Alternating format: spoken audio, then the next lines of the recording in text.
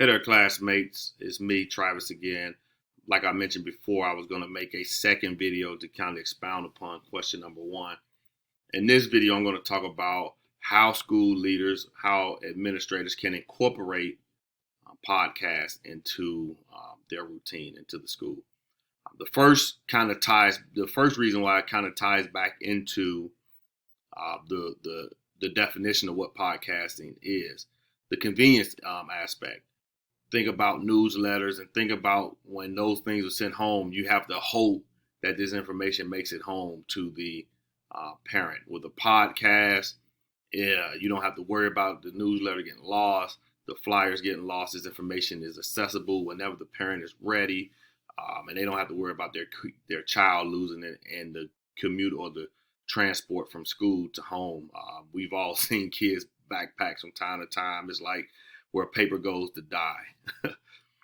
Some of the other reasons that podcasts are, I think, important or are good for administrators to incorporate are listed here. Making announcements, just easily getting information out to parents about what's going on. Highlighting students, a great way to kind of celebrate the student body and the accomplishments of the students in your school is through these podcasts. And with that, you can kind of show a lot with your nonverbals, the energy and the excitement that these students are doing well. You can highlight faculty and staff, really show with the parents, share with the parents the people at the school who are really pouring into our students and making a positive impact. You can use it to address concerns. Again, all these kind of fall under that announcements piece, but you can address any concerns. It gives parents an opportunity with the podcast to reply immediately. So you don't have to worry about, the parents don't have to worry about coming up to the school. You can see their feedback almost instantaneously as they can comment, or if that's available in the podcast you create or on the platform you use, you get feedback right away from parents or stakeholders to what you shared, and you can make the better decisions moving forward. Updates on upcoming events. You can share new developments about what's going on campus, whether it's you're getting a new gym floor installed, they're remodeling the classrooms, you're getting new equipment in. These are all things you can share out immediately and get them to the parents. One of the ways I kind of saw that was really interesting, I thought it was unique, was a different way for teachers to submit lesson plans. As opposed to having them type them all up, you can have actual visual and evidence of what the teachers are planning to do.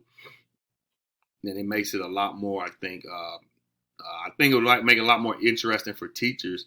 And you won't have as much of the pushback on lesson plans or the kind of, I got to get lesson plans done this week from teachers, having it done this way.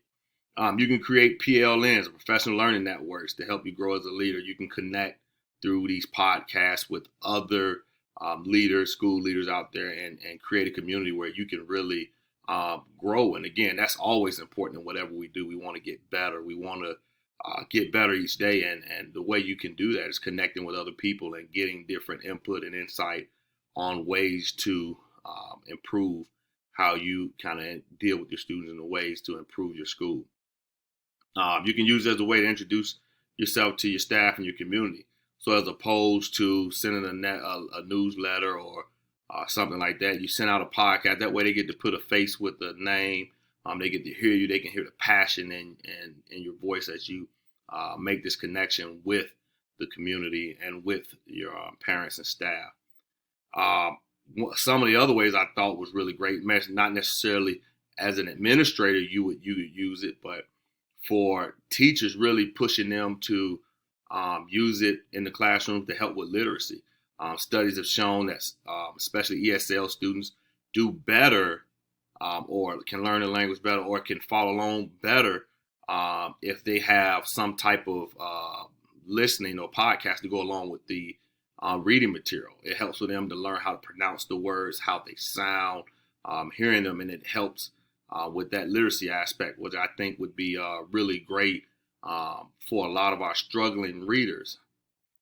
Teachers using the classroom, again, helping to minimize distractions. Students who may get distracted by sounds around them, things happening, They can put on their headphones and kind of get lost in whatever it is they're reading, and they're not their audio sensory part is kind of tuned into what they should be reading, and now you're going to get less of the distractions from the other students or things going around in the classroom.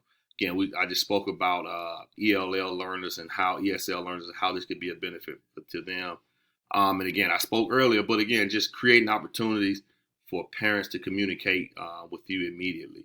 They have the opportunity to really connect instantaneously, kind of like what you see with like the Facebooks, and they can comment right underneath it, and you can see that, and now you get a feel for what is going on, what's happening in their mind, and how they're receiving this information, and what you need to do moving forward. So these are just some of the ways, as I looked at this and I researched, I found that as a school leader, as a school administrator, you can kind of incorporate podcasting into your routine that can help better yourself, better your school, better your teachers, better your staff, but most importantly, really support and better your students to help with that student achievement.